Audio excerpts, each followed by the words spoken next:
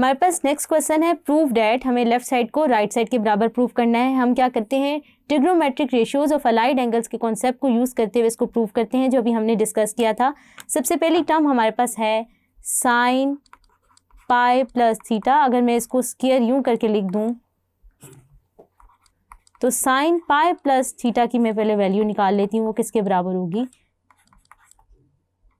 Sign pi plus theta. अगर हम देखें यहाँ पे हमारे पास क्या है, इवन मल्टीपल है, क्योंकि हम पाई को इस तरह तोड़ के लिख सकते हैं 2π/2, तो हमारे पास इवन मल्टीपल है, तो साइन चेंज नहीं होगा इनटू को रेशो में। दूसरी बात हमने देखना है कि कौन से क्वाड्रेंट में लाई करता है, तो पाई प्लस थीटा जो है वो किस क्वाड्रेंट में चला जाएगा, थर्ड क्वाड्रेंट में, और थर्ड क्वाड्रेंट में साइन क्या होता है, नेगेटिव। तो इसका जो आंसर आ जाएगा वो क्या आ जाएगा, माइनस साइन थीटा। और हमारे पास बाहर स्क्वायर पड़ा था, तो अगर हम sine pi plus theta whole square लिख लें तो यहाँ से क्या आ जाएगी, sine square theta.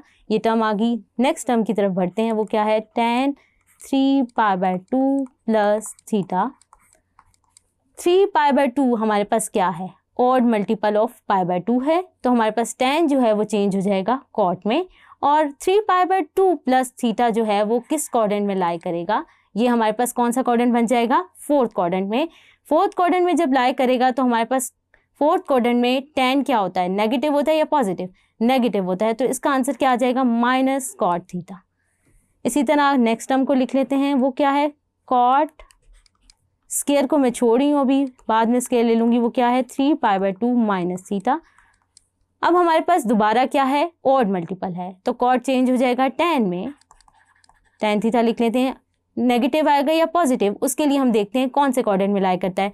3π/2 minus theta वो कौन से क्वाड्रेंट में लाई करता है, थर्ड क्वाड्रेंट में, और थर्ड क्वाड्रेंट में हमारे पास कॉट क्या होता है, पॉजिटिव होता है, तो हमारे पास आंसर क्या आएगा, प्लस tan थीटा। तो अगर हम इसको देखें तो हमारे पास ये क्या आ जाएगा, tan स्क्वायर थीटा, कि अगर हम इसको कॉट स्क्वायर π/2 की टर्म दिख लें तो हमारे पास tan स्क्वायर थीटा बन जाएगा।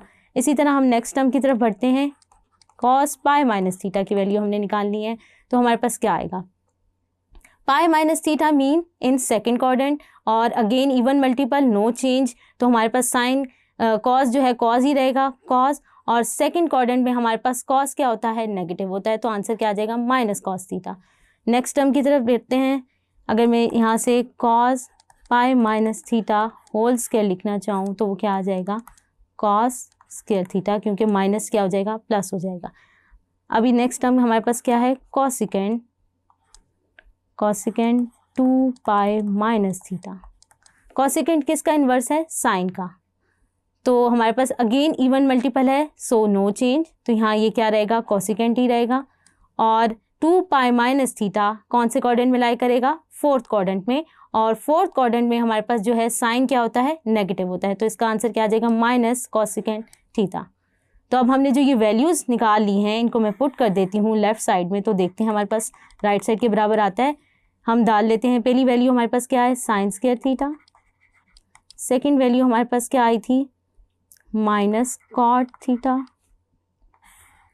और कॉट स्क्वायर 3π/2 जो आया था वो किसके बराबर आया था, tan स्क्वायर थीटा, और इसी तरह नेक्स्ट वैल्यू क्या आई थी हमारे पास, कॉस स्क्वायर थीटा, और नेक्स्ट वैल्यू थी माइनस कॉसिकेंट थीटा।